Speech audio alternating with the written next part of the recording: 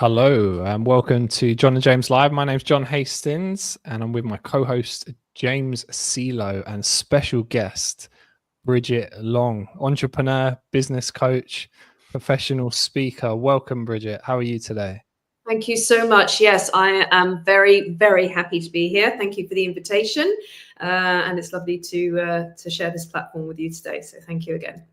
Excellent. You're welcome. So we'll kick off. We're really into the health tech side, and you're going down the lines of anti-aging and the new products that are coming out, Bridget.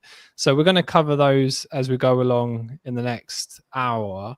But just to start off with, Bridget, let us know about yourself, how you started your entrepreneurial journey, and just a bit of background on your story so far.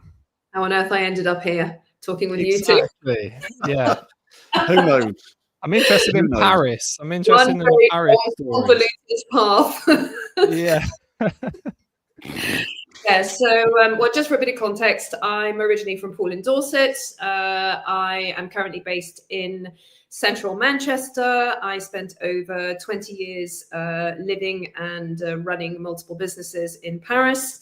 I am a mother of three grown-up adults, or sort of like young adults, and I developed a passion for business. Probably the initial instigator was my father, who had a chain of 17 fish and chip shops. So I was born at the deep end of being raised in a family with an incredibly passionate, innovative, forward-thinking and inspired business leader who was my father. And he, I worked in his shops from the age of 12. Probably wouldn't be legal these days, but hey, who's counting? Yeah. And I think that really growing up with the example of what he did and how he did it really set the foundations for my own entrepreneurial journey. That's for sure. Based on principles, actually, principles of things like, discipline, accountability, always going the extra mile, but underpinned with an incredibly health-oriented lifestyle. He was a marathon runner. He was also actually a professional boxer in his 20s. And he trained athletes in East Africa for many years when Kenya was still under British rule. And he was one of their chief athletic coaches. And he said he learned so much from them. And of course, they were all amazing runners because they were running at high altitude. So when they came down to normal altitude, they were faster than everybody. Exactly. So it's quite interesting to. And he had a real an amazing sense of adventure and utterly fearless when it came to business expansion. And there were two main principles that still stick with me today. And one was, be passionate about what you do, but always remember, if it is not sustainable financially, your business will not last. And the other one is never work exclusively for money. Make sure that you can always scale yourself. And that way you have freedom. And just interested, Bridget, listening to you talking about your dad. Was he the type of guy that was kind of into fish and chip shops, or did he just see it as a kind of a business model? It was a means to an end. What was kind of perspective on it? Because I know somebody who had a series of, news agents shops. Yes. He couldn't care about news agency, but he just knew business and he knew how to create and what it sort of income would bring for him, and it was scalable. Yeah, what was your dad's? A bit of both. I'll be honest with you. I mean, I think it is a vehicle. Yeah. An efficient vehicle where there will always be a customer. And the most important thing is that you have a consumable product. So the person will come back again and again and again. And he created incredibly high levels of customer loyalty by building very, very powerful brand when the word brand wasn't even used back in the 60s, 70s and 80s when it was being built. And that was the power, because, you know, we say you should have a business, a product that goes up in smoke or down the drain, so people have to keep coming back to buy it, right? That's going to make this efficient. And so he saw the efficacy of the business. Nonetheless, he was incredibly high in attention to detail, and everything had to be done at the highest level of performance, right through from you know, the levels that were expected from the staff, the presentation, the way we wrapped the food, the way we greeted people, the way that our customers were treated. They were always made to feel very special. So every little detail added up to really make that very, very strong brand. And as it so turned out, what I always say with people, the product is actually secondary. It's the way that you deliver it. It's the way that you market it. It's the efficiency of the distribution that's going to determine whether you're successful or not. And so it was a good question. Actually, I've never been asked that before. But yeah, and that was really probably the primary motivator, that it was a very efficient vehicle. Yeah. And it's how the product makes you feel, isn't it, at the end of the day? That's the thing that lasts in the memory. It's your interaction with that business and that product. Yeah, and even to this day, you know, I say I'm Bridget Long, Long's Fish and Chips. Oh yes, I used to. You know, I mean, they're still the brand today, and most of the business has been sold off now. A couple of them still trade under the brand, and you know, it really is a bit of a calling card for me. It's, you know, sort of a bit of an easy in when I'm back in Dorset. You know, just, it's David Long. I was like, he is, you know, and he's 96 and still going strong. Just you know, as well. Yeah. So. And that fits in with trends, doesn't it, Bridget? Because for international viewers, fish and chips on a Friday night was literally like a religion, wasn't it? It was a thing. And still to this day, it is the largest selling takeaway in the UK. Even though when I first started working, 2 small cod and chips was £1.04. Yeah, I remember. Yeah, 52 pence small cod and chips. Just a bag of scratchings. It was the bits of batter, wasn't it? That just came off the fish. You just have a bag of that. Yeah, absolutely. Wow. So yes, that's right. Really, I think, you know, we learn through, you know, example. And in fact, when I train people, the first thing I say is, you know, what were the messages you saw, heard, and experienced around money, and what did your parents do, and what do your parents kind of earn, if you can just guess a ballpark, because I'll know then kind of what the, you know, the money mindset of the person is, and what we're working with, and where they are to where they want to be, and we'll be able to put out a roadmap based on that early years of programming. And scientifically, we know that, you know, before the age of 6, we're pretty much, you know, hardwired to, you know, around things like you know, lifestyle, money, expectations, you know, all those kind of things. So, you know, the brain is very, very absorbent when we're very, very young, and I was fortunate enough to, you know, to be in an environment which was very favorable in terms of business. And my elder sister's a barrister. She did all the degrees and all the difficult educational stuff. I was like, nah, let's just go out and run businesses instead. Get going. So where did you go after that, Bridget? So I read that you ended up in Paris. I did. So fast forward. I left school at 18. In the end, I had 5 wonderful unconditional offers from top universities, and I was just like, actually, I think I'm done with education. They didn't have a course which was called Have Fun, Make a Ton of Money, and Travel Around the World and Live Life as an Exciting Adventure. That wasn't on the curriculum anywhere. No. So I kind of made my own up, and I ended up for 4 years working as an independent tour guide all over Paris. So I was having fun, making money, and traveling around the world and living life as an exciting adventure.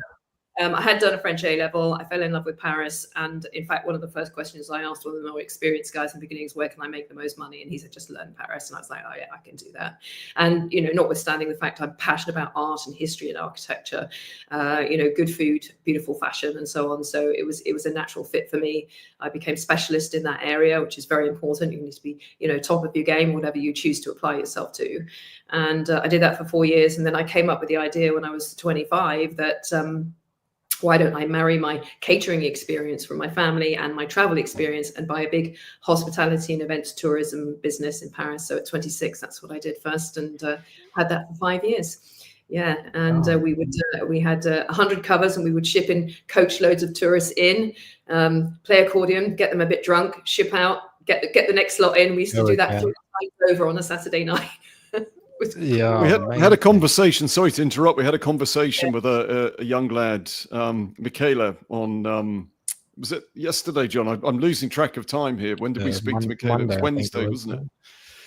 And he's only 20, and it came up in conversation around sort of fear or lack of it in respect of just doing stuff.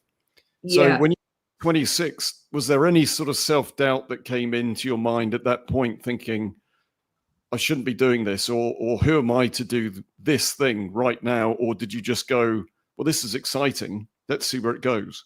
Yeah, no, I was certain. I mean, I do have, you know, I looking back now, it was a lot of naivety. Of course I can do this. And you know, I'm still stupefied by the fact that actually the bank agreed to lend me the money. You know, I was just like, and it was 220,000 French francs, which was about 230,000 pounds in 1990, guys. So this was a lot of money change. Yeah. And I was like, sure, I'm going to be able to pay that back, you know. And I was so excited, and I could see the vision, you know. But again, you know, this is something I've kind of been bathed in from my youth. So by this time, I'd had 25 years business experience, kind of, you know what I mean. So I had no doubt whatsoever, and I just my certainty and conviction just basically, they said okay. And so I went in. So that was, you know, definitely something that I could see myself, you know, being successful at. I knew, and there was a lot of intuition of doing it. You know, I knew what people wanted. They wanted to, you know, feel good, have a good time, you know, eat great food, and the kind of connections I had. You know, we were working with a lot of British people that you know, were traveling over, you know, in coach loads, and just, you know, give them a fun time and give them something that's memorable. They didn't want anything too educational, you know. I mean, it was pretty. Yeah, of course. It's that one of the key things in it. Actually, this is in a book by a guy called Tillman Fertitta, who's a really, really successful entrepreneur in America, and he owns multiple restaurants and businesses. I think he owns a football team as well. And he says, talk to the masses, not to the classes, or the classes, as they say. So my view was always one to many, right? Yeah. So I didn't want a restaurant where you'd have a couple come in and spend 3 hours at the table and go away with a £250 bill. I wanted get them in, get them out, get them in, get them out. You know, so we did low ticket, high volume. And that for me was, you know, intuitively the way always, and it still is today, that always, you know, low ticket, high volume. So you broaden your base, you know, really, really widely. And that's interesting. Yeah, and that's notoriously a hard industry, isn't it? The restaurant catering industry, yes. is it? Hospitality very generally challenging. Very hard. So there were two mitigating factors that made me sell in 95. One was my daughter was born at the end of 1991, so I became a mother, you know, at 28, and so immediately, you know, because as you said, you're working weekends, holidays, evenings, you know, there's no time off. It's 24/7.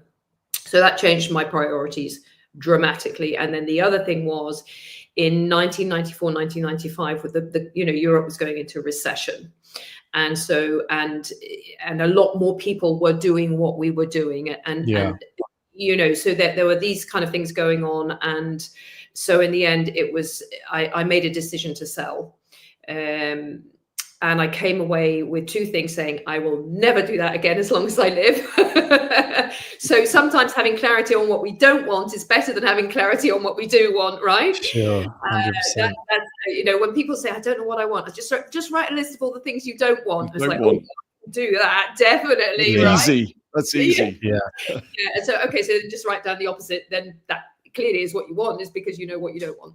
And so I'd never do that again. And so then I was, you know, my daughter was, you know, 2-3 years old, and we would, and I was looking at something that I could do more around her. Now at the time, my now ex-partner had a small boutique and high-end luxury tailoring business in the center of Paris. So then over the next 15 years, we built that out into a really big business. We had a manufacturing branch. We supplied uniforms and tuxes to the biggest hotels and casinos in Paris. Again, one to many.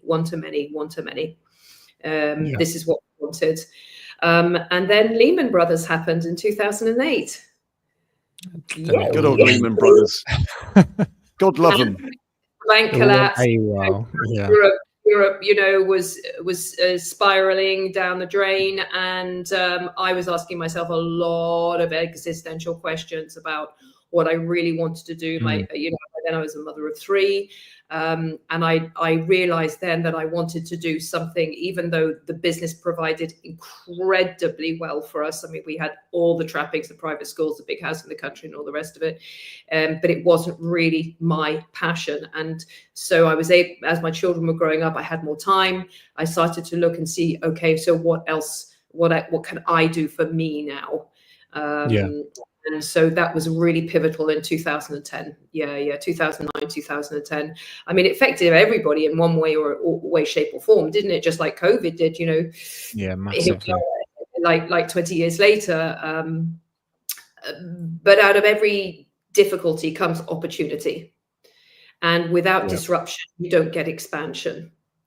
And so that was, again, when people are talking about going into recession at the moment, I was like, oh, don't worry, this is my 3rd recession, we'll be fine. It'll come back round.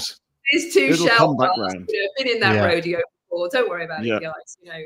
And we know that there are multiple examples of even recessions when businesses do incredibly well, because there's 2 things.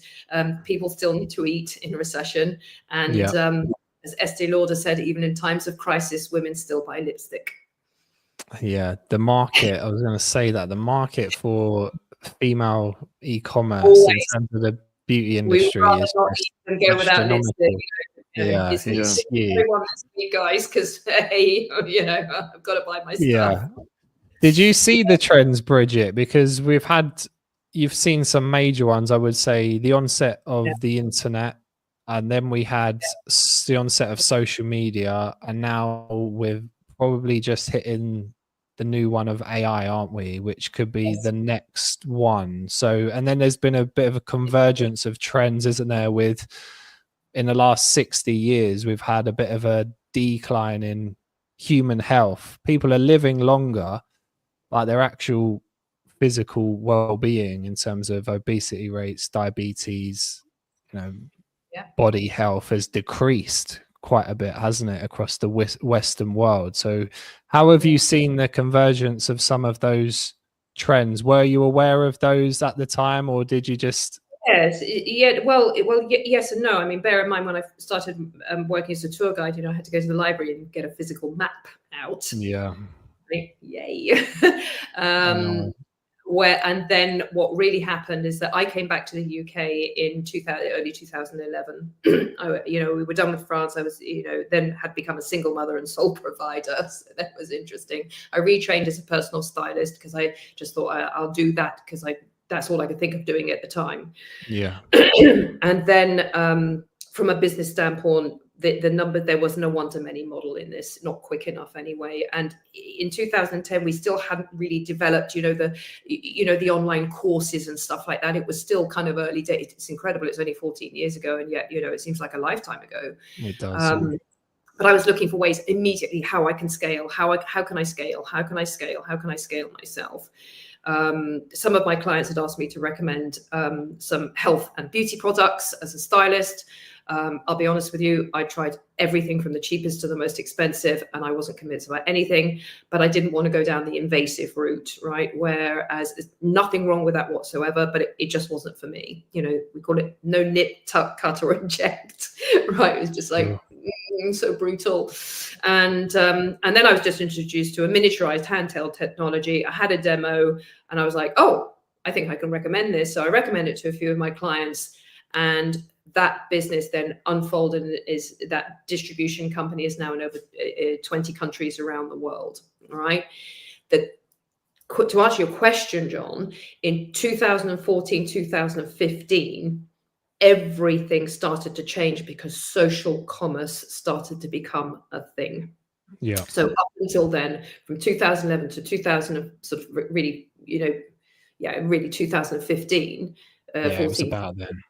we were still doing business very much face to face. I work with a lot of health and beauty and fitness professionals anyway. So, we're working in their clinics and gyms and spas and stuff like that. So, but the actual, monetizing our social media was really not a thing. And then just anecdotally, the interesting story is that one of the very, very small everyday sleeper products that in our portfolio, which people were using but nobody really spoke about because we just used it, was a special type of whitening toothpaste. And this one girl posted a picture of her results on Facebook one day, and she had been building quite a lot on Facebook with another company, and the following month she sold 10,000 tubes. It went viral. Yeah, it went viral. It's crazy what can happen. All our old school, like, people like, they're just like, I'm sorry, what? And we were just like, what the heck is happening? And of course, these were probably, and this was also happening, I think, in Asia. There were little things were sprouting through of young people in their 20s starting to recommend products on social media. And that was the biggest shift. And we resisted because, of course, at the time it was a bit anarchical, right? Because the best practices weren't necessarily in place. Because disruption, expansion is messy, and there were a lot of people making false promises, and they just like taking money and not delivering, and it just wasn't streamlined, and it was messy, and working with values such as integrity and transparency, we were just like, no, this is not us. There was no correlation. So it took time for that to really take off. But now social commerce, I mean, it's just everywhere, right? We monetize our platform, in multiple different ways, and who is not doing that these days? And if you're not, then you really need to kind of do it. So that was a massive trend, and in 2015 that changed everything for us. My business grew by about 300% in between 2015 and 2017. It just blew up. It was amazing. So yeah. Does it feel, Bridget, there's been a bit of a backlash where you were saying the sort of the lack of regulation, that now we've kind of got to a point where there has to be transparency, that everybody has to divulge if they're being sponsored or they've been paid for this, now that there's kind of that accountability, the credibility piece coming back in, that it's not just accepted at face value because there is somebody there who is an influencer that's, there seems to be sort of more skepticism potentially in the market, that people are fact checking a little bit more and don't just take it at face value. Is that what you're finding? Yeah, definitely. I mean, I think that the consumer now is way better educated, full stop. They're going to look at ingredients. They're going to look at provenance. They're going to look at sustainability. They're going to look at the values of the company that they're buying from. They want to know how the products came about. Those kind of questions that were just not asked 15 or 20 years ago, but people want to know now. They have a very high levels of ethics when they make choices about where to spend their money. So that's one. Two is that social media things go very fast, and if you're doing something unethical, the whole world knows about it within 5 minutes, right? So there's nowhere to hide.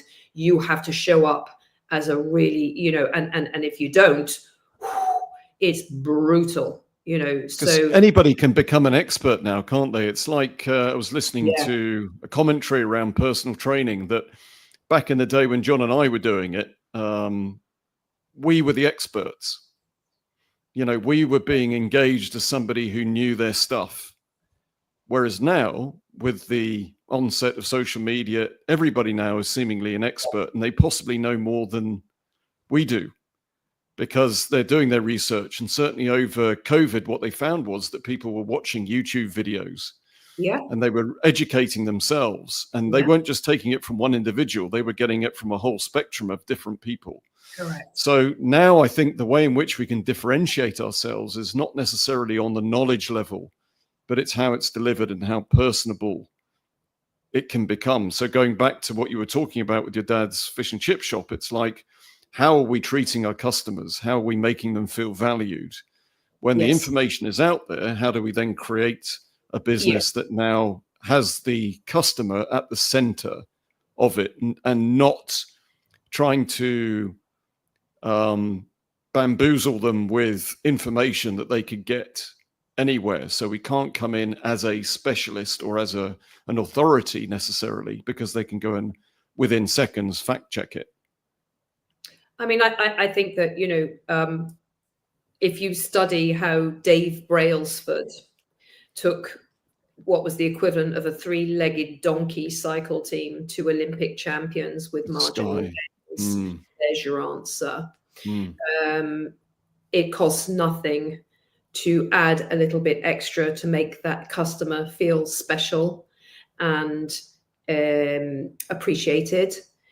And that's what's going to make the difference. I call it the Waitrose effect, right? Because you go into Waitrose, you're going to pay at least 10 to 30% more for what you buy in Tesco or Sainsbury, or even more if you go into Aldi or Lidl or whatever. So why do people shop there? Well, first of all, because the staff are really nice and they'll stop and have a chat with you. If you ask where something is, they won't say, it's on aisle 17. They'll say, come with me, madam, I will show you. They offer you a free coffee if you're a member, and membership is free. The car parking spaces are big enough for all the Range Rovers. Your house price goes up, doesn't it, if you got a Waitrose next to you as well, apparently. Yeah. So what that means is that people will pay more just for marginally gaining in terms of being appreciated, feeling valued, and being in an environment where they feel safe, where it's clean, and where they don't have to question the quality. They can buy with their eyes closed. They're not going to have to go through the apples or the carrots or anything to find the good ones. They know they can take from the top of the pile. Okay. So you're selling the feeling. You're selling the feeling. Mary Kay, one of the most incredible businesswomen in the world, she said, remember, everyone is going around with an invisible medal on their chest saying, I'm important. And if you can convey to people your appreciation of who they are and for their custom, you will have a customer for life or a client for life. And that, in this fast-moving world, is what people forget, because you'll never have that personal connection if you are going to get all your training from YouTube or whatever it might be. That is very, very, very important. And also, I think that it's a very limited mindset to think that there isn't enough business for everyone. There's enough business and customers for everyone, right? There's enough people who will want what you have. And so we have to get out of that scarcity mindset, or I've got to beat the competitor. We can always be more creative. We can always learn more skills. We can always be more expansive. We can always add more value. We can always be better, in one way, shape or form, to add more value, which is going to add more value to our businesses and eventually, to our incomes and our wealth. Okay. So if we learn how to think creatively and not competitively, we will always have that leading edge out in the world. And that costs nothing. It doesn't need fancy marketing plans. You don't need anything like that. It could just cost nothing when you actually go in with an intention to add value, think creatively, and how can I make this person's experience with me even more enjoyable, so they're going to be a client for life. I have clients and customers who have been with me and who buy hundreds of pounds worth of products from me every single month for 12 years. They never miss a month. That's valuable business. Yeah, that's the holy grail of business, repeat buy. And I guess online, Bridget, like you said before, I think there's a built-in safety net for customers, as in there's reviews. So you can probably sell things once, but if you do and the product's not good, like you said, the reviews are going to show, and then eventually your business is going to burn out. Have you seen that with consumer goods? I mean, I think it takes an enormous amount of emotional maturity and business maturity to think long term. So what you've got, that the instant gratification mindset, and let's face it, most people have got the attention span of a gnat, right? I mean, you've got 1 second to catch somebody's attention on TikTok. 1 second. Yeah. money, right? And so there is that whole thing of, just go out and make more money, sell a load of stuff, doesn't matter, sell something else, doesn't matter, sell something else, doesn't matter, sell something else. There's always going to be that kind of business mindset, which is fine, and I'm not condemning it. But I, as a business owner, I want a business that's long-term, that's sustainable, that's steady, that's dependable, and that ultimately will bring me in. It's not a business, it's a business asset that will pay me whether I work or not. Right? So it's just a different way of building businesses. But of course, particularly when you're young, loads of time, who cares if I spend 10 years, selling one thing and then the other and the rest of it, that's always going to exist. And we're not here to change other people's mindsets. We're here to live by example through exemplarity, share our own personal vision, see how we can raise the bar with other business owners. I when I talk to people about my coaching program, I say, listen, I'm on a mission to double the number of entrepreneurs in the UK who clear a steady and dependable more than £100,000 a year net profit. Right? The numbers are shockingly low. It's not a king's ransom. Anyone can do this. There's plenty of business for you to be able to create something that will bring you in, as even if it's pre-tax, £100,000 a year pre-tax profits. That's going to give you £5,000 to £6,000 a month, solid, dependable income into your family budget. That brings the most important thing. What people want is peace of mind. Yeah, right? Certainty. So yes, certainly they wake up and they don't feel that, and also entrepreneurship, we don't want the, I know particularly in because I work with a lot of beauty professionals. November and December, oh my God, they literally don't sleep. Then come January and February, crickets. Nobody comes for their treatments. So they're just like this exhaustion, burnout, fear. Burnout, fear, that's no way to live. Yeah. Right. So you need to, so when you have that vision, okay, let's look at a way of how we can develop a business for you where you're going to create a steady, dependable baseline, even if it's not 5,000 a month, at least 3,000 or something like that. And I asked them, well, how much do you need? Right? Where you can have that amount of money coming in, where you're going to feel you can cover your bills, you can pay your food, and you can just, keep going, on a normal life without being in constant stress of not being, because once you're in a stress, your creativity dries up. Your whole, your cortisol levels are off the chart, so you can't even think clearly and all the rest of it. So if you can get to that point where you're actually in that point where you can be creative because you have this much covering all of your bills every single month, you need to do what you need to do. Oh, then the creativity is limitless, right? Because you're free. Yeah. Right. 100%. That's the well-being. And the well-being is what we want. We want to be well. It makes a huge difference, doesn't it, to have that baseline of income to get over that hump.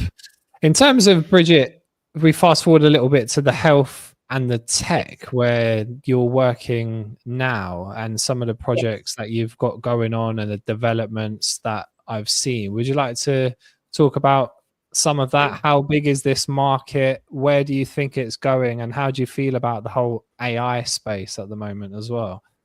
So excited about AI. Well, so I, when I came back to the UK in 2011, right at the end of that year, I heard, I started to do some research into a technology called a biophotonic scanner. Because I have always been interested in health and fitness, and I was absolutely spellbound from the word go to understand the importance of the biomarker, which was our antioxidant protection inside our body. Up until the launch of the biophotonic scanner, the only way to measure that protection in the body was through a DNA test, a blood test, or a urine sample. So pretty invasive. And also the variable on that was very, very high, because when they are measured in these kind of ways, it's not a stable reading. So basically it could be a strong variable, and actually that variable will vary from every 48 hours. And then I started to understand why this was important, and actually what an antioxidant was, and how it had an effect on a free radical. Because ultimately, we know that the reason we get unwell or sick is because of inflammation in the body, and the inflammation in the body comes from an imbalance in free radical activity. And free radicals comes from, guess what? Stress, fear, overwhelm, lifestyle, pollution, too much sun. And of course, we also have a lot of free radical activity going on in our body just because we're alive, right? There's a whole war going on in there, right? Yeah. And so we want to be the strong team. And the strong team in the antioxidants, I understood that an antioxidant has a triple antenna, a healthy cell has a double antenna, and a free radical only has one antenna. And so free radicals will go around looking for another antenna to start to survive, basically. So it will latch onto a healthy cell, which has two, take one from the healthy cell, so that then has two, and the healthy cell will then become a free radical. So you have this terrible chain reaction. But because an antioxidant cell has three, even if it gives up one, it can still stay healthy. That's the layman's terms and the scientific terms. I was like, wow. I was, this is a spellbound by understanding this basic premise of health. And that inflammation creates everything from the common cold right through to the most serious, heart cancer and all the rest of it. So we know that, this isn't me, embarking any new wisdom on anybody here. And I really wanted to understand and how our nutrients could be a massively cooperative component in maintaining high levels of antioxidant protection.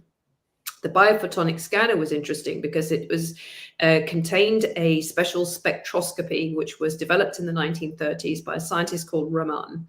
And he started to look at this special spectroscopy, and it was called the inelasticity of the scattering of light.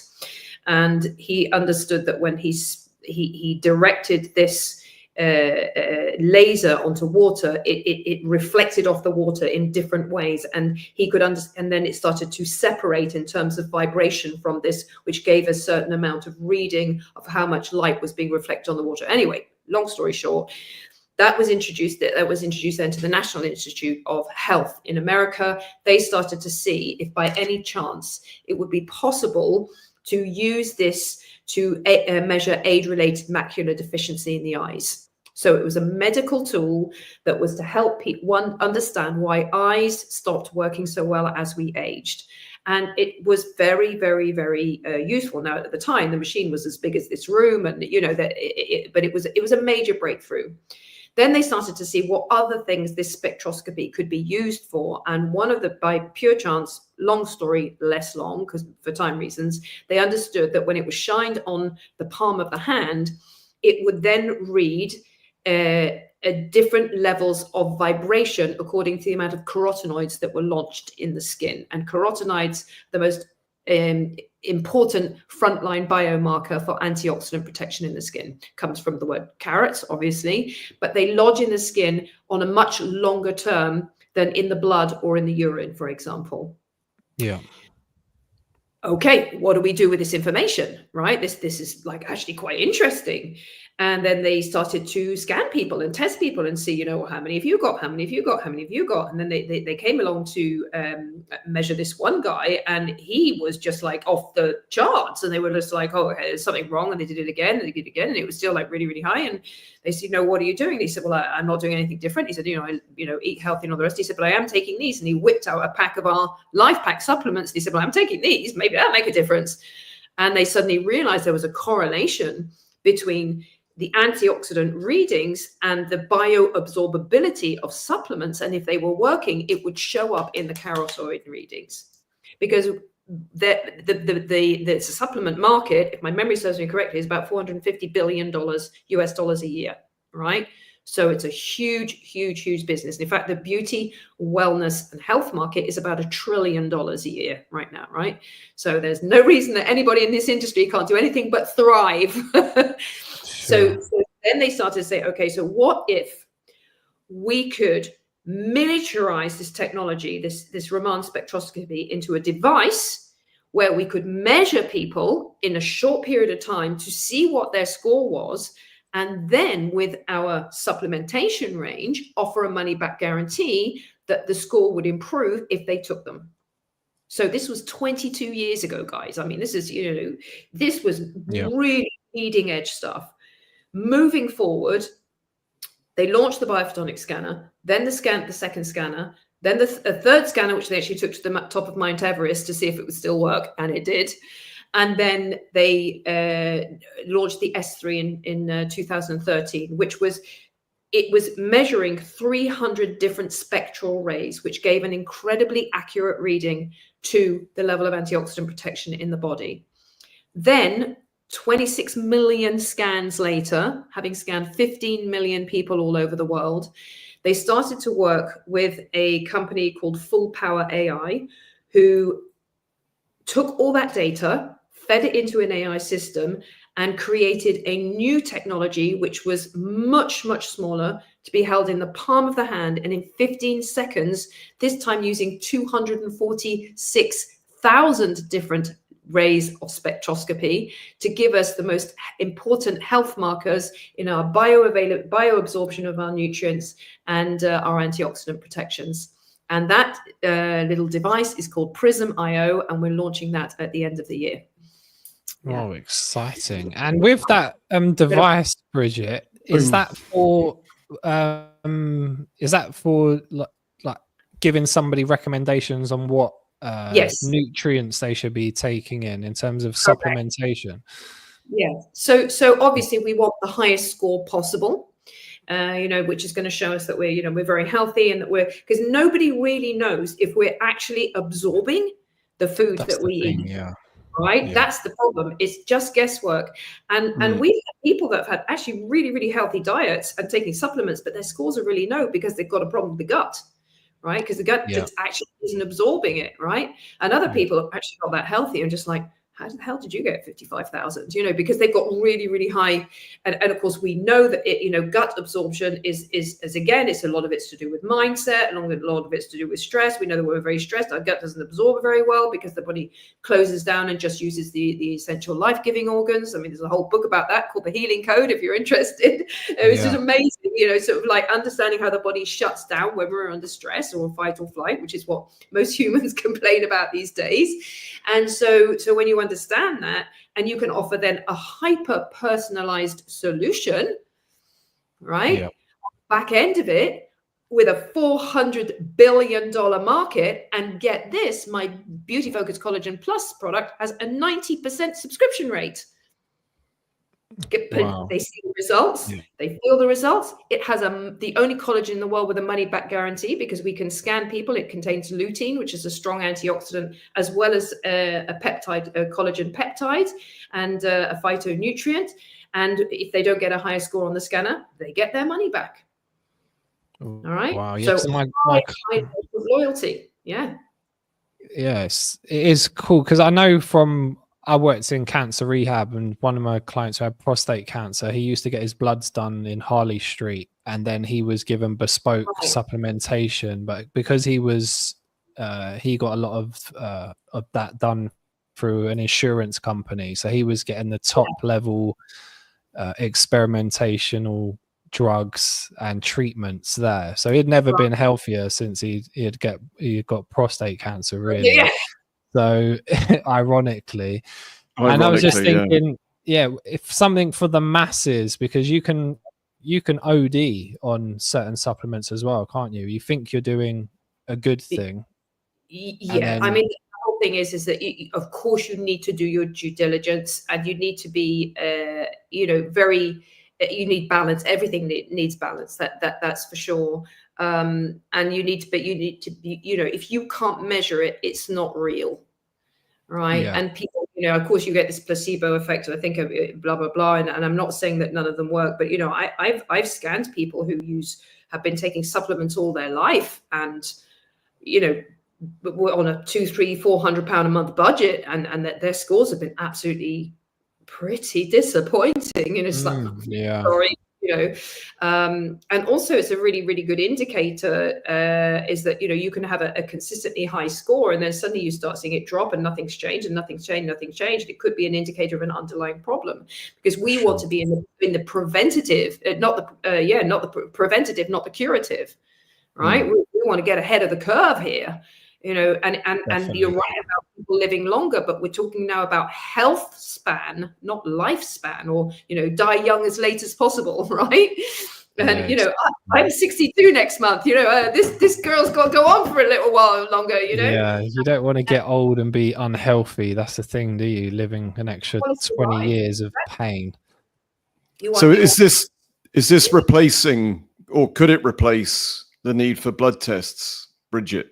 Or is this an addition to, adjunct to? So the new Prism IO that we're launching, it takes 15 seconds, and it's going to give you a very accurate reading of your absorption of your antioxidant potential and micronutrients. Right? It's never going to be marketed as a replacement of anything else. Okay. Yeah. The efficiency of it is it's something that you can have in your home, and you can do it every day if you want to. Right. But it's not going to necessarily give you the kind of like the deeper, more detailed type of information that might be useful if you suddenly find yourself with some kind of a symptom that you don't recognize and that you need to check out, with a doctor. Okay? Yeah, but I guess it could be a sort of a diagnostic tool that if your readings were fluctuating, if you took them over a period of time, you were then seeing some anomalies there, you could then take that information and go, I probably need to get this checked out. Absolutely. And we have done that. We have done that with certain people who have been, it's kind of like color coded, and red is the worst and purple is, sort of like supreme health. And they've been, maybe blue or purple, or even, in the kind of, higher zone. And then suddenly after a week or two, they're suddenly, wait, you're in the red, yellow, what's going on? And there will be, there's very likely to be some kind of underlying cause, or maybe just the person's exhausted and, they've been overdoing it, and, they need to go on holiday for 2 weeks. It might be something as small as that, but it's always better to get it checked out. But is there a lifestyle, sorry to interrupt, is there a lifestyle tracking element to it as well, that you can kind of put those factors in, so that, maybe you have been going through a period of stress, or maybe you haven't been sleeping particularly well, or, maybe... So all this data then is going to be fed into an app, which you'll be able to keep track of, right? And the app will give us continual feedback with the help of artificial intelligence to make further recommendations. It won't be, it is a 360-degree approach. So this is kind of like the first frontline indicator, and then, as I said, we're building out a really big app. This is where Infosys comes in place. Infosys is a huge digital tech company in India. They built out Amazon sales platform, and they're also helping us alongside what name of it here, Full Power AI. There we are. That was only just announced a couple of days ago. So Full Power AI and Infosys are collaborating with New Skin and the PharmaNext side, which is the nutritional side, now to build out this very, very comprehensive 360-degree platform, of which the Prism IO is just one of the tools. Okay. Brilliant. And Bridget, in terms of, say, business is all about solving problems, what would you say the main problem that this device in particular would be solving or pitched at? Would it be an anti-aging device, or would it be something else? So, business is solving problems for profit, isn't it? I mean, that's what we're talking about here. And, we always say this isn't a business plan, it's a happiness plan. Sure. Everybody wants to be happy. Because ultimately, the only reason why we want anything is because we believe we'll feel better when we have it. Right. So I have a question when I ask people, I say, when you think of the next 5 to 10 years, what are your 3 top concerns about your aging? I will say any woman over the age of 40 will say energy. Yeah. And then comes with like lines and wrinkles, probably. All right. Because they want to like what they see in the mirror. They don't want to look 25 at 60 necessarily. I mean, some do, and that's absolutely fine. It's their body. They do what they want with it. But actually, they want to feel in alignment with what they truly believe they can be. So they want to be clear-minded, they want to have good memory, they want to have good, consistent energy, and they want to have beautiful, glowing skin. If you ask that with men, the response is a little bit different. Men tend to want to maintain very good levels of muscle mass. They want to, again, stay really sharp in terms of cognitive function. Might help me out, guys. What else would you think about in the next 5 to 10 years? What would I say? Men think about money. Well, they also think about sex quite a bit as well. So it's Okay, the kind of the virility. Yes. Virility, there we go. Yeah, that was literally, so if you want to get down to the real bones, we're being honest here. Yeah. Women will buy a product to boost their self-esteem, and men will buy a product to boost their virility. Yeah. So if you sell self-esteem and virility, you're getting a long way in life. Yeah, 100%. And have you seen that change over the years? When it comes down to it, aren't we really? After all this stuff going on, I was like, oh yeah, that's all it is. Yeah.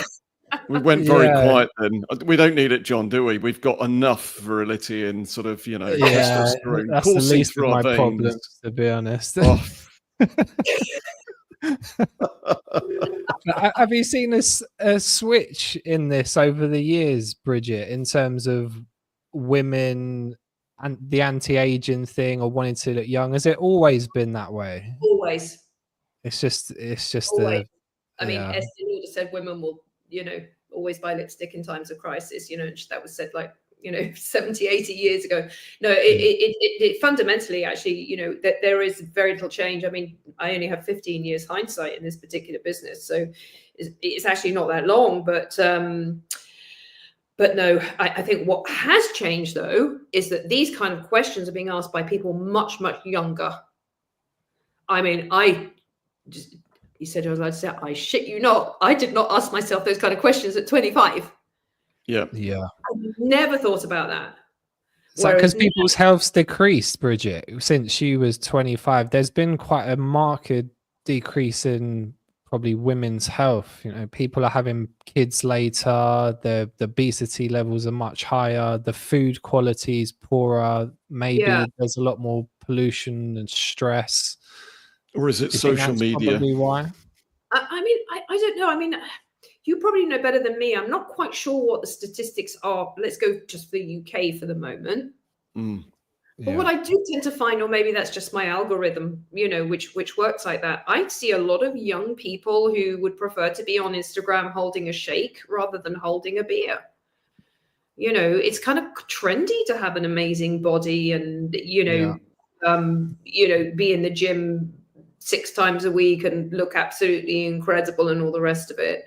And I mean, I experienced my I was a bit of a rebellious teenager. I bet you can't believe that's true. But my father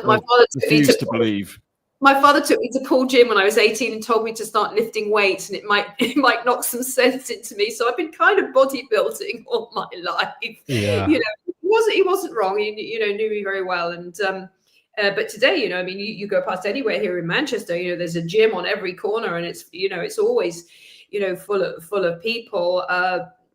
So there seems to be, but what I have noticed, particularly in young women, they are using a lot of injectables. They are, social media has definitely enhanced the stress to look, not just good, but perfect. They spend a lot of money. I mean, a lot of my best clients are very, very young, and they spend a lot of money on products. They spend a lot of money on treatments. So there's that side of things as well. And there's always going to be, a fork in the road of when it comes to, people that just live completely not like that. But I think as a general rule, that actually has been a positive impact via social media, is that there is access to information, like, James was saying earlier, go onto YouTube and everything, even if it's just starting their journey. I said to somebody earlier this morning, she said, I'd love to do more in-person networking. She said, I just don't have time. And I said, I do the same thing as if I'm starting a new fitness program or something. Just do one. Just do one. Just do one session. Just have one shake. You don't have to make a promise to yourself that you're going to do it for the rest of your life. Just do one, and then you can just do another one. You can just do another one, and that's how you kind of build those healthy habits over the course of time. And I know that you hear terrible stories about the NHS and things like that, but I think as a general rule, I found anyway, and I may be living under a rock or whatever, but that people are pretty receptive to feeling better, having more energy, more clarity, more happiness, more joy, more security, more peace of mind. Yeah. What are you finding, Bridget, in your experience, is the most kind of pushback that you're getting with the Prism IO, the skepticism? What are people saying to you? I mean, it's clearly you've kind of stated what the benefits are and how it can, influence our health generally. But, we're all skeptics. We're all sort of, snake oil aware. But what are people saying to you in respect of, it sounds too good to be true, it's a great device, whatever, but you're just pushing products. What are you hearing with your interactions with people? Honestly, in this particular case, I've had nothing but positivity. First of all, I am not a scientist. I'm a businesswoman, but I have the privilege to be partnered up with people who have foreheads bigger than Jimmy Neutron, right? So they know their stuff, okay? So I will send them the peer-reviewed articles, the blind clinical trials, all the scientific journals, and the science has to be irrefutable. Yeah. I work with a lot of health and fitness professionals all over the world. Their reputation, they only have one reputation. It's very, very, very challenging sometimes to build up long-term trust with people, but it's very easy to break it.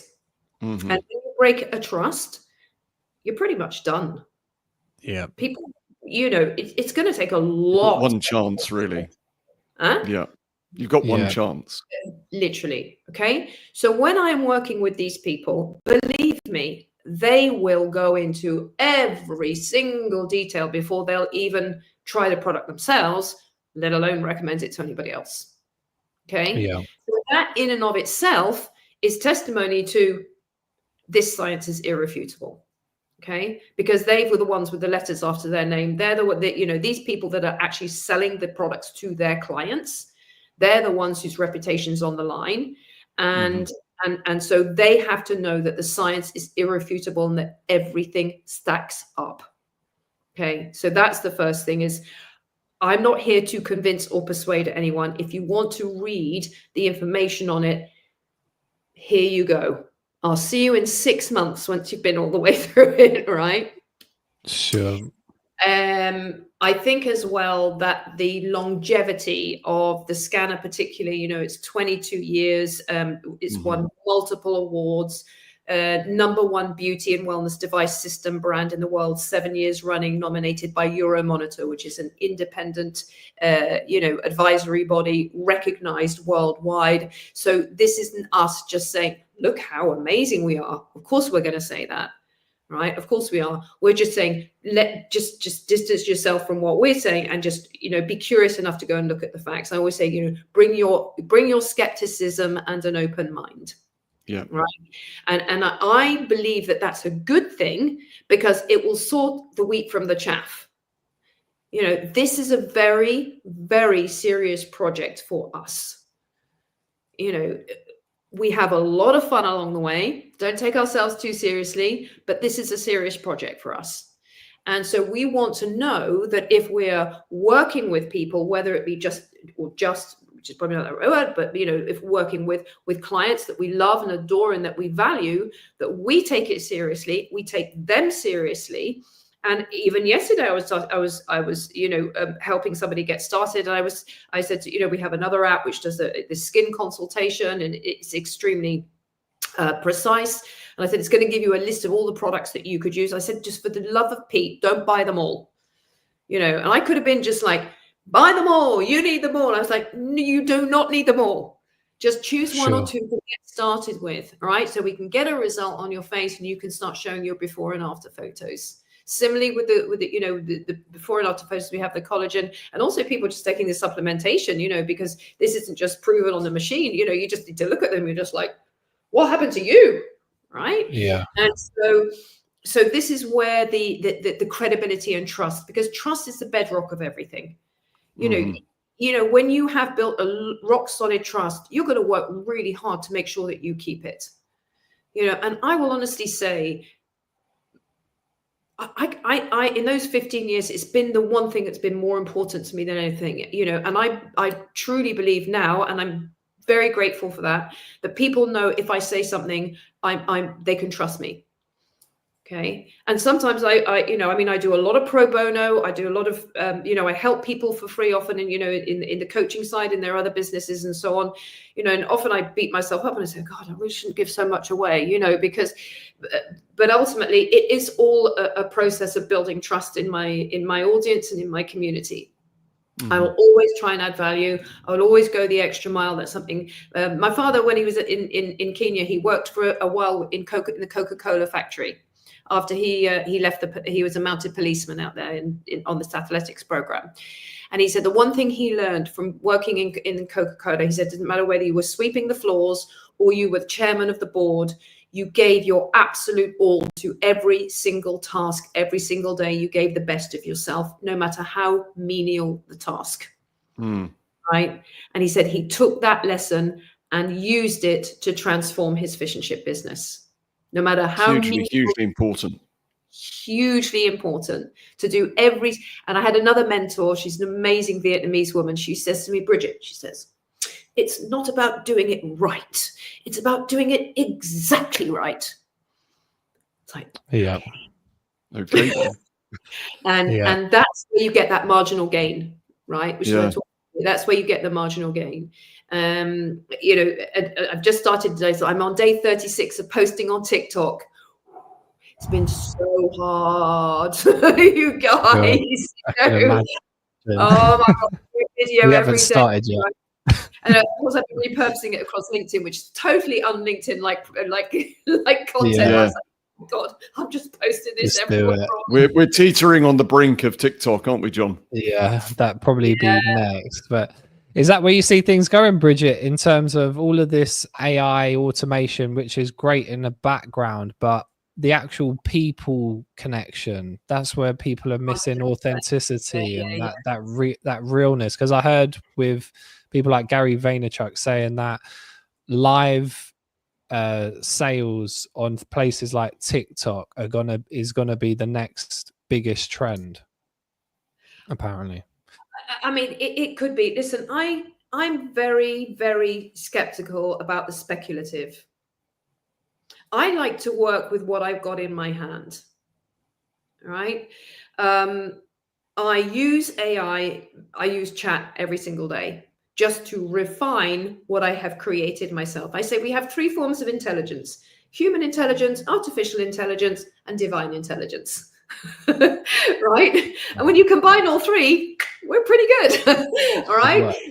So working on that kind of a level, so I'm hosting an online workshop with my signature workshop at the beginning of May. I'm just starting to learn how to automate a little bit and build an email list. I'm terribly behind the curve when it comes to all that because I've got a company that does all that stuff for me on the other side of things. I was like, I'm going to learn. And so I started, looking at this. So I wrote this email, which I thought was good. I put it into chat, which tidied it up for me. Yeah. I took a couple of bits out because there was a couple of bits that's like way too American. They're going to know that I would never say that, right? And then I pulled it back out. And I think that in terms of honing and refining and fine tuning, there's nothing better. And then of course it gives you prompts. Yeah. So now you've done that. Would you like me to do this for you? Would you like me to do that for you? I was like, I would. Please. So I ended up with a 9-step program, and I'm just like, #overwhelm because there's no way I'm going to do all that, right? Yeah. So what happened is I took all those 9 steps that it gave me in incredible detail, had a call with my, my digital and web designer today, and she put it all into a much easier flow of work for me. So I think that's where I am with that. Now, maybe I am incredibly behind the curve, and Gary Vaynerchuk is right. I just don't know, but I just feel that I would rather do what I can do now really, really well than try and get ahead and speculate of what might be the next best thing in 6 or 12 months' time.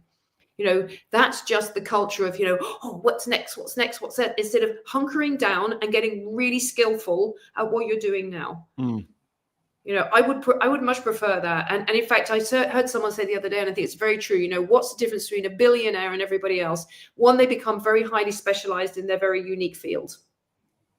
Right? Really, they're the best in the world at what they do. Right? So they don't try and be good at everything. They're just the best at one thing. Right? The second thing is they're continual learners. Right? And the third thing is they're insanely disciplined. Yeah, they have focus, don't they? They're pretty good at focusing in. So much focus. I mean, one of my mentors said to me in the early days when she was training me, and she gave me tasks every day to do, right? And I had to check in and how many I'd done of each task and all the rest of it. And she's looking at my numbers going, okay, she said, you've done this, this, this, and this. She said, well, that should have taken you no more than 2 hours. She said, what did you do instead? We've been there, James, haven't we? Can I add a fourth one to the billionaire? I think they're functioning psychopaths. I mean, just to have that level of kind of like everything else gets passed over, to the sort of the detriment of family potentially. They are just so singular focused and driven. I mean, there's a lot of bad rap in the last few weeks with what's happening in America, but you're right. I mean, guys like Warren Buffett, he seems to have it kind of like figured out. I followed the Spanx lady, Sarah something. Sarah Blakely. Good. Sarah Blakely, I love her. Great. She's fun, and she's a self-made woman. Not many of those. Absolutely. No. Yeah. And that's coming to the forefront, isn't it, Bridget? Women in business, women are sort of outpacing guys in terms of education, in terms of salaries as well. It's really picking up. Yeah, absolutely. Gradually, they the balance is definitely shifting, and of course that has incredible repercussions or ramifications on the way family life is planned and the way things are organized. But that's just the only thing that's permanent is change, right? So we're going through a really, really interesting time, and of course AI will be one of the facilitators of accelerating that process for sure. Because women are embracing it as much as the guys.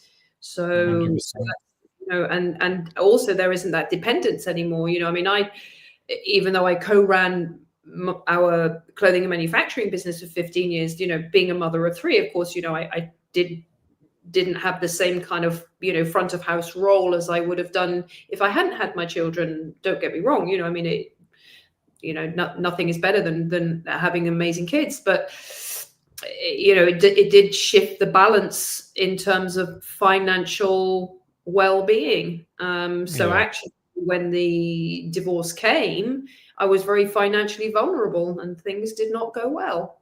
But I'll save that little story for my book, which is going to be published in a few months' time. Excellent.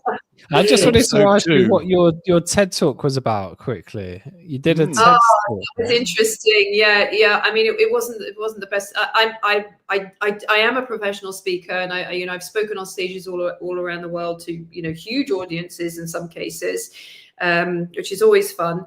But I remember just one morning in January. When was I did it? 2018 or something. I woke up and I thought, oh, I know, I'm going to do a TED Talk.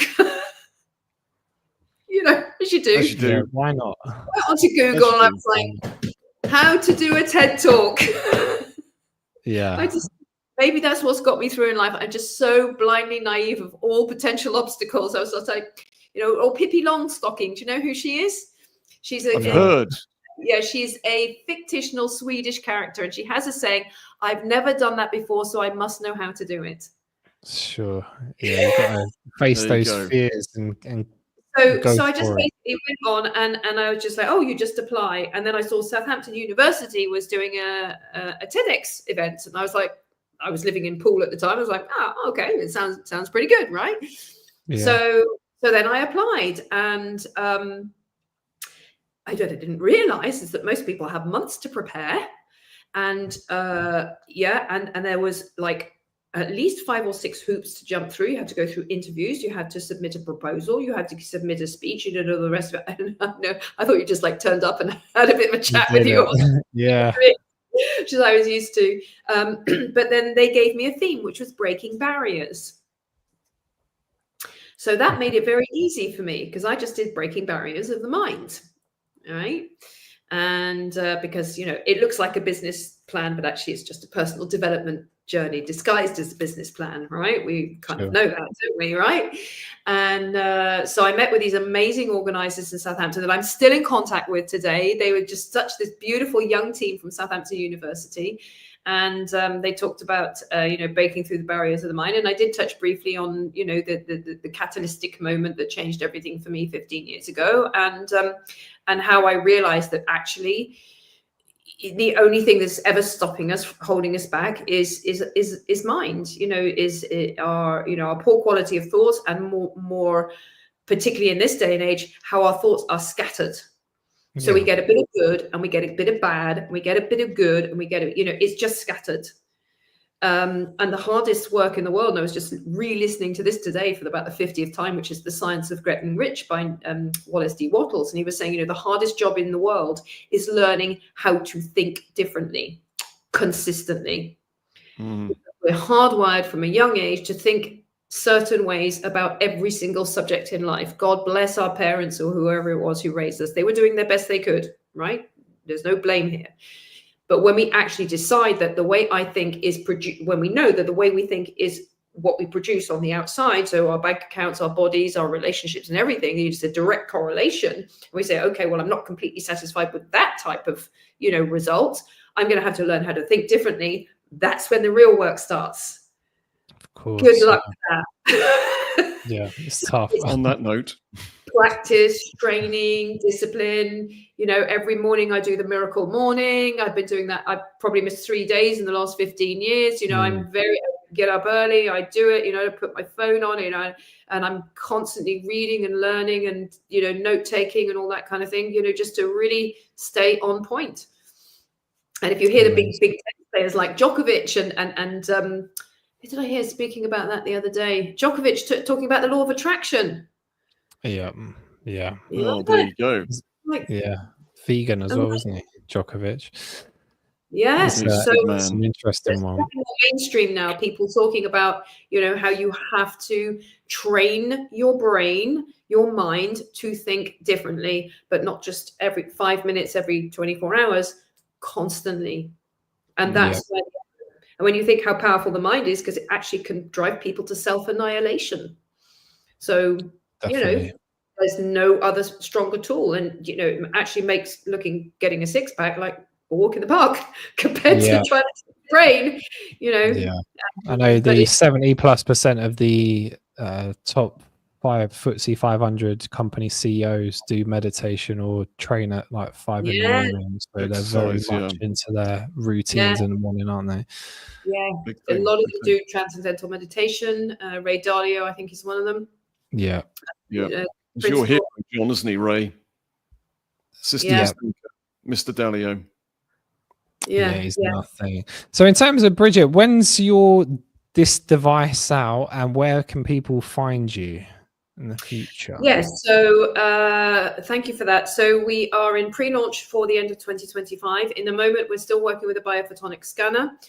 There are 5,000 biophotonic scanners in the world. Our prediction is they're going to be 25,000 Prism IOs in between 9 and 12 months after launch. And it's taken 22 years to get 5,000 biophotonic scanners. So we're going to have a lot of fun. So in the meantime, what we're doing is we're working with the scanner. People are starting to learn more about the products, the science and technology, testing them for themselves. And for those people who want to leverage it as part of their business, we're already we're doing the sales training right now. So we have resources, LinkedIn, Facebook, Instagram, or TikTok. As well, Bridget yeah. Long, very findable. Yeah, We'll and put your details in. And is it a direct to consumer, or is it like a B2B in terms of selling to like so I PTs? do both. I have a really beautiful, lovely customer base, which is in lots of different countries around the world, because obviously I don't have to take care of the shipping and handling. I just have the conversations. The company does all the shipping and handling for me, the currency conversion, all the rest of it. And then I also work with a lot of businesses, as I said, in aesthetics clinics and spas, gyms, healthcare providers who have like holistic therapy, chiropractors, dentists, you name it. And then I also run in-person events here in Manchester. Our next one is on the 7th of May. And these in-person events are happening all over the UK. We have a big one in London next week on the 23rd of April. We'll have the scanner there, and we will have some of the top leaders from Europe who are going to be keynote speakers at that event. So all that kind of information, we've got them happening in Leeds, in Scotland, all over the UK. And the UK, badge of honor, guys, we are leading the field in the development of our pre-launch of India as well at the end of 2025. So the biggest country, we're leading the world. Yeah. So India is a great market, hey, to hit. Huge. Oh, and we're leading India with Prism. Yeah. We're going to have the full product rollout in a couple of weeks. The manufacturing plant is already in India. The distribution lines are built. So we're very, very close to opening now as well. So it's that alone is, my goodness me. So yeah, it's going to be a lot of fun when we go to India to do that. It's going to be a busy year ahead then. Yeah, this is my retirement plan, guys. I know that's it. Yeah. 3 years I'm going to be, either on the beach or in Saint-Tropez. Sounds good. One of the two. Yeah. So Bridget, what can we do? John and I, what can we do to help? What can you do to help? Well, why don't we just explore further ways, of collaboration through our networks. We can see, referral is always the one. I am looking to connect with people who would like to learn more about how to leverage this launch in their own business, either as a replacement for what they do, or even in their own company, or is it an add-on, a very, very add-on, so that they can leverage themselves efficiently, not just with the technology and the AI, but also internationally across 49 markets in the world, notably India. So it's not about saying yes or no, it's just about having more information, being able to make an informed decision. I am not saying that this is for everyone. What we're saying is, of course, the products are for everyone, but for people who really have a big dream, who want more leverage, they want more time for themselves and their families, and they want to have a business that doesn't just create income, but a strong, positive impact. And so income and impact is really, really important. And we want a value-led business working with incredibly talented and skilled collaborative partners as well. And as a business owner for over 22 years in individual business, it can be lonely out there. And I'm surrounded by the highest levels of excellence and leadership every single day. And that is a blessing that we often overlook. Do we need an invite to come to London next week? No, just an information with an address. You're more than welcome to come. Yeah. Okay. Excellent. Yeah. No, we really appreciate you coming on, Bridget. It's very super informative, and we wish you the very best with the launch of the new product and all of your endeavors. Sounds like you've got a lot of energy, and I'm sure you're going to do very, very well. Well, thank you so much. I am just, first of all, I'm really grateful to James because we connected on LinkedIn. I'm not really quite sure. I mean, I think I can't even remember who reached out to who. Honestly, I don't often accept connections from guys. I'm going to be honest with you here. And I saw his profile and I thought he looks like really talented, friendly, really straight up guy. I loved his content. So it just goes to show, guys, that it does pay off. And I thought I definitely want to have a conversation with this guy because he looks super switched on and he has exactly the type of values and mission and vision that I want to connect with. So I'd like to say a huge thank you to James for that. You're welcome.